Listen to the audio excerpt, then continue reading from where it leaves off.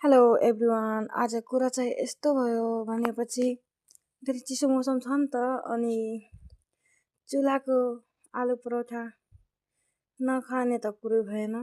त्यसैले मैले लागे आलु गरेर चढाएर यता मसला पनि गरिहालेँ। त्यसपछि मेरो भात पाकेर तरकारी पकाउन लागेँ। अब स्वादअनुसार टेस्ट एकोर्डिङ मसला हाल्नुहोला। हेर्न सक्नुहुन्छ मैले के गरेँ। अनि त्यसपछि तरकारी पनि पकाउन लागेँ। यदि मन पर्यो भने लाइक शेयर सब्सक्राइब गरिदिनु होला। हेर्न सक्नुहुन्छ कति टेस्टी तरकारी पक्यो। हामी यस्तै पकाउँछौँ। हजुरहरू कस्तो पकाउनुहुन्छ भन्ने कमेन्ट गर्नु होला। यो कराही चाहिँ कालो भइसकेको छ, त्यो धेरै टेन्सन नलिनु होला, किनकि डबल गऱ्यो भने यस्तो कालो भइहाल्छ क्या चुल्हामा, खास गरी चुल्हामा। त्यसपछि हेर्नुहुन्छ म पराठा पकाउन लागेँ।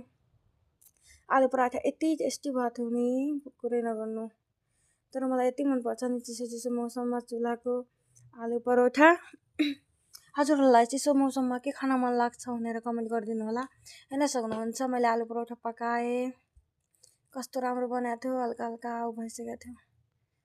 तर मलाई आलु परोठामा बढी आलु भएको राम्रो लाग्छ कि, त्यसैले यो बिचमा फाटिसकेको थियो।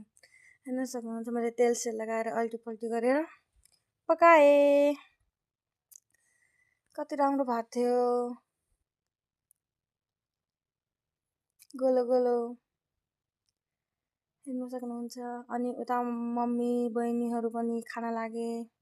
अनि यो लास्टको मिनी परोठा मलाई यस्तो राम्रो लाग्यो, सानो देखेन। ओके, बाई बाई, अर्को भिडियोमा भेटौँला।